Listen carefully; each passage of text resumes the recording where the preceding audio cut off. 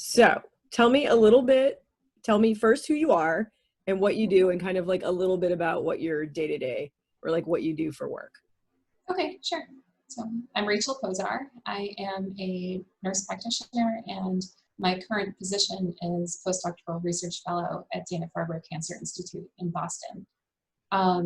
So my background is as a nurse. I worked clinically for 13 years before going back to school and getting a PhD so that I could conduct research. And now that I've finished that degree, I'm in what's called the postdoctoral fellowship training program. So the idea behind that is that it's an additional 2 years after your degree program, and it provides you sheltered time to learn additional research skills and gain more experience, specifically conducting research. And it's also protected because as a fellow, you're only responsible for learning how to do research and carrying out research, as opposed to like if you went straight into a faculty position, you would have teaching responsibilities and responsibilities to the university. So right now I'm a trainee, and my day-to-day job is basically, it's all centered around conducting research. And like I said, I work at Dana-Farber, and my area of interest is in women's cancers, and specifically how women who are diagnosed with cancer cope with the diagnosis psychologically, and also how they manage the side effects of the disease or its treatment. And so my day-to-day work, I lead one study, which is like my principal focus, and I'm a collaborator on several other studies that like other physicians or other nurses within various departments at Dana-Farber are leading. And usually these studies focus on kind of the topics that I mentioned, like for instance, the main study I'm working on is looking at how women with ovarian cancer communicate with their providers and how their experiences of that communication affects their health outcomes, not just physical health outcomes, but also psychological health outcomes. And then I'm working on some other studies, like one is that we're developing an intervention to help people manage their side effects using a nurse coaching model. So it's a telehealth intervention. And in this program, a nurse meets with patients twice a week over telehealth to kind of talk to them about their symptoms and how things are going and give them strategies to manage better at home. So most of my day is either spent in meetings, kind of coming with a plan for these studies, looking at the data that result from these studies, or writing up the results of these studies. And another big component of like academic / research life is applying for funding, so applying for grants. And that also entails a ton of writing. So, you know, like I said, I'm usually in a meeting, looking at data or writing. That's the whole of my job. So could you explain just a little bit about your path to this career, like how you ended up here? Yeah, so I actually was a fairly non-traditional student. I started off after high school just working full-time, and then decided that I needed to go back to college, and for financial reasons decided to just start taking part-time courses at the local community college while still working. And initially I kind of thought I wanted to do or major in sociology, something of that nature. So I was always interested in kind of like, you know, social science and how people interacted. But I had also always had this sort of long-standing interest in health. And so a friend suggested that nursing might be a good blend of those two areas of interest. And so as I continued through my community college curriculum, I did eventually decide to switch majors from sociology over to nursing. So that took me a few years to complete that associate's degree. And once I did, I started working as a nurse while I was still in school, part-time, working as a nurse, and completed my bachelor's in nursing. And I basically worked as a nurse in the hospital for about 7 years before deciding to go back to school, get my master's, and work as a nurse practitioner. And then same idea, I continued working while I was in school, and eventually, once I finished my master's program, started working as a family nurse practitioner. But I had always really liked research. And as I progressed farther in school, the more opportunities I had to meet people who were doing research and help out on a few projects. Like, in a university setting, there are often professors who are like really looking for students to help them with their work, with the research, whether it's conducting surveys, collecting data, or helping them out with writing. And so that's actually one thing that I ended up doing during my master's program, was working closely with a professor who was looking to get a couple of papers out and didn't have the time. And so we worked together. I did most of the writing and was introduced to research that way. So, sorry, do you have a question? No. Okay. So after that experience and then working as an NP for a while, working as a nurse practitioner for a while, kind of thought about what I might like to do next. And I love working clinically. I really like interacting with patients, but I also felt that, anytime you're practicing in like a medical or healthcare clinical setting, you're coming up against problems that you imagined, or at least I imagined, there must be a solution to this. So in my case, I was working as a primary care nurse practitioner, taking care of a lot of women, finding that a lot of women felt like they weren't being heard by their providers, especially when they had concerns around things like abnormal symptoms that could potentially be suggestive of something serious.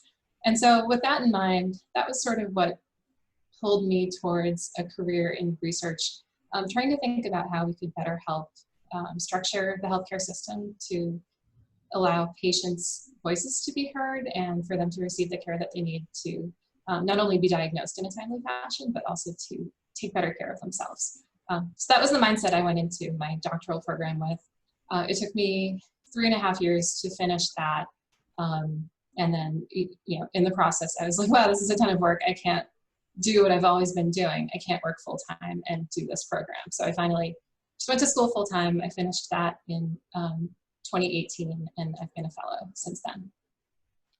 Cool. That's really interesting. I love what you said about the idea to go back to school was because you were encountering problems in the field that you wanted to solve. That's awesome. All right. So now we're going to talk about writing, because this is the point of my little series that I'm doing. Yeah. Tell me the role of, and you can answer these two questions together because I think they're linked. I had them separate, but everyone just keeps lumping them. Yeah. Explain kind of the role of both close reading and writing in your career and why they're important. Yeah, so in a research career, and my experience is specific to a research career in the health sciences and nursing specifically, but really any scientist, whether you're a biologist or a social scientist or environmental biologist, it really doesn't matter. If you're conducting research, one of the most important skills to have is to be able to look at the research that's already been published. So basically what knowledge already exists, and to read that literature with a critical eye so that you can really identify what do we know for sure, what's still questionable, and where are the gaps in knowledge that maybe my next study could help to answer. And so doing that sort of close reading of the literature is key to any sort of research activity. Like if you're planning a new study, first of all, you have to make sure that nobody's done that same study or answered your question already. And then it's also important for the design of your study to sort of be informed by what's already been done so that you can be sure that you're helping to advance the science in sort of an incremental way. Like you're not just coming out of left field and saying, I think this is a good idea, let's do it. You're also informed by what prior studies suggest may be the answer, or would help your study be successful or successfully find an answer to the question that you're trying to answer. So everything you do is sort of informed by your knowledge of the prior literature. And that's the case too when you're finishing your study and you're reporting your results to the broader scientific community. So every single scientific article out there follows a really similar structure. And it always begins with an introduction, which is basically a summary of what we already know about this topic. And then you talk about your own research and what you did and what you found. But then the last section is a discussion. So in the discussion, you have to put your research findings into the context of what's already known.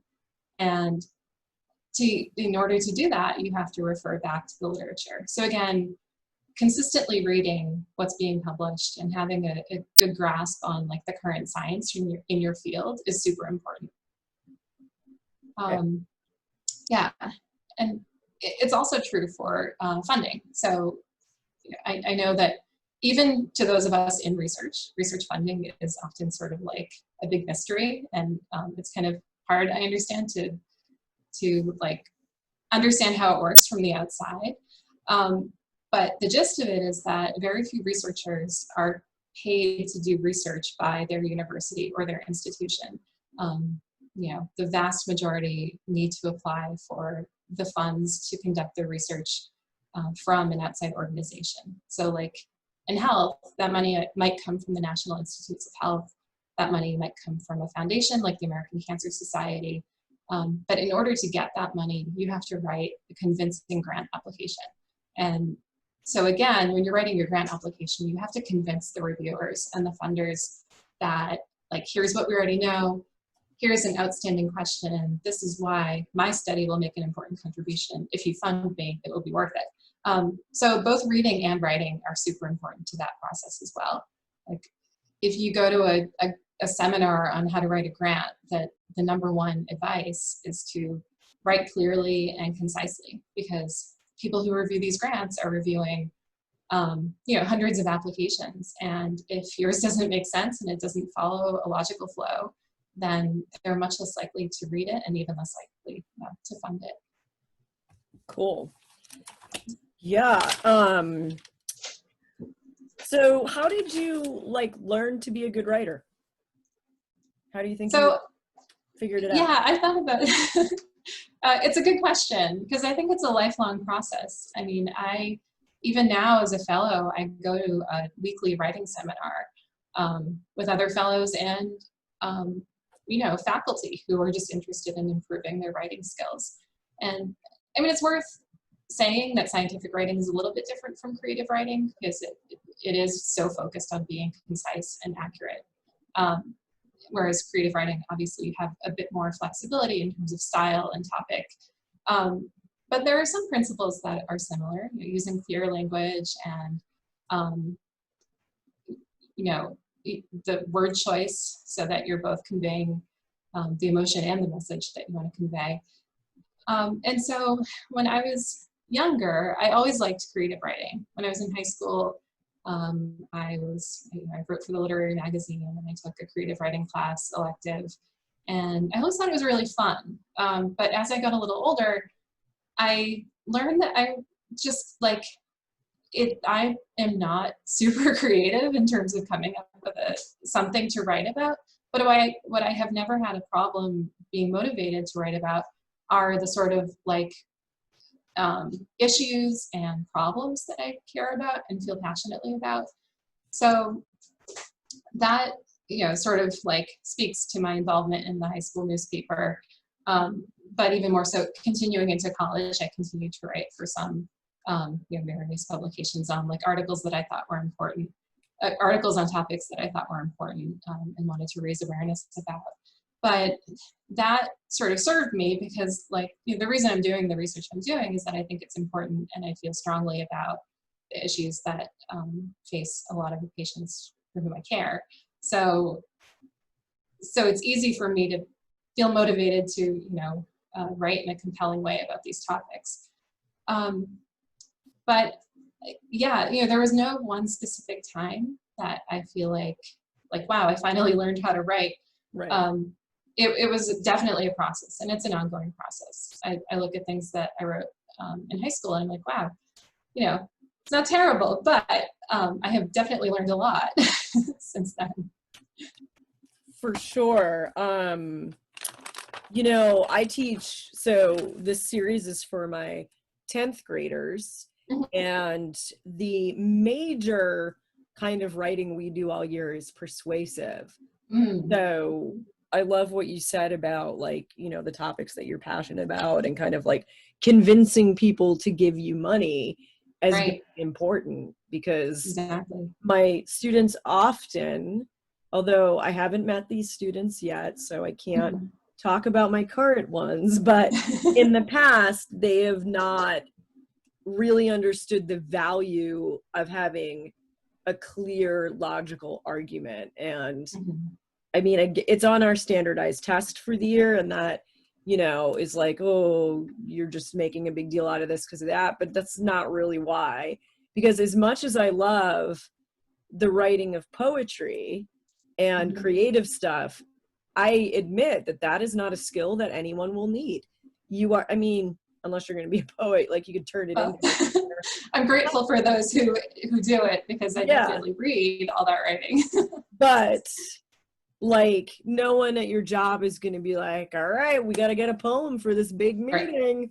Right. But writing persuasively and doing research is something that is almost every career, I feel like. Mhm. So Yeah, I many. agree.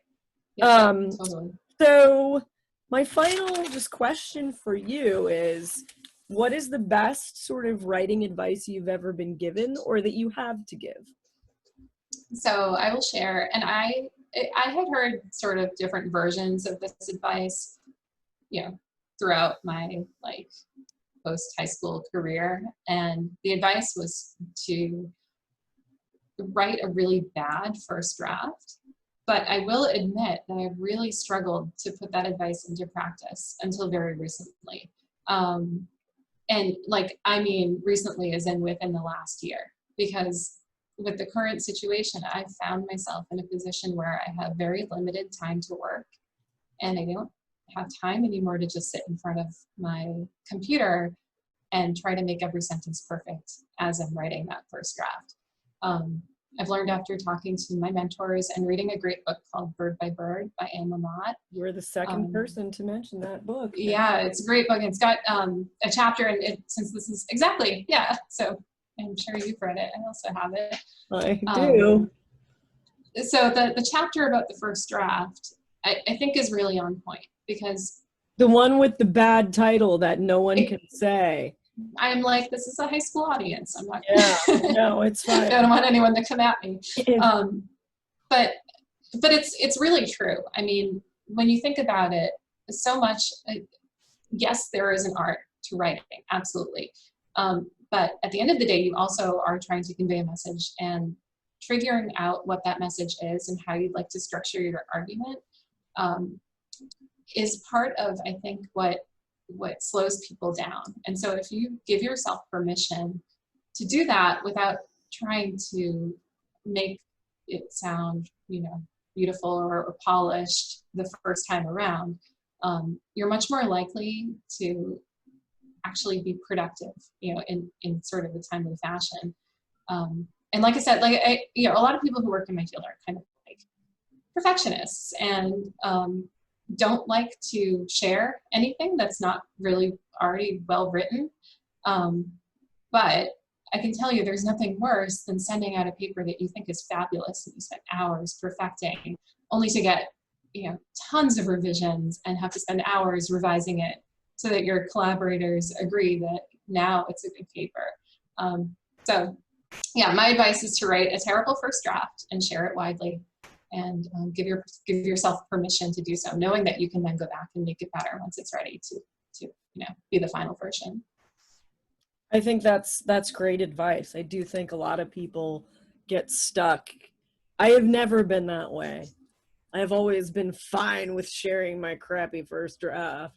But I admire you, because I'm like, it I slows don't me know. down. I'm not really a perfectionist Yeah. when it comes to like, I don't know, anything. I just sort of like, and then I'm like, okay, well now I gotta fix this. I mean, I still find mistakes and things that I have published, and I'm like, ooh, Mm-hmm. ew. But I mean, But you know, they're published and they're out. They're not like sitting on your hard drive. that is true. That is true. Well, thank you so much for talking to me today. This was really, really wonderful and helpful. And I know I have a lot of students that want to go into health sciences, and so your Awesome. perspective is super valuable. That's great. Yeah.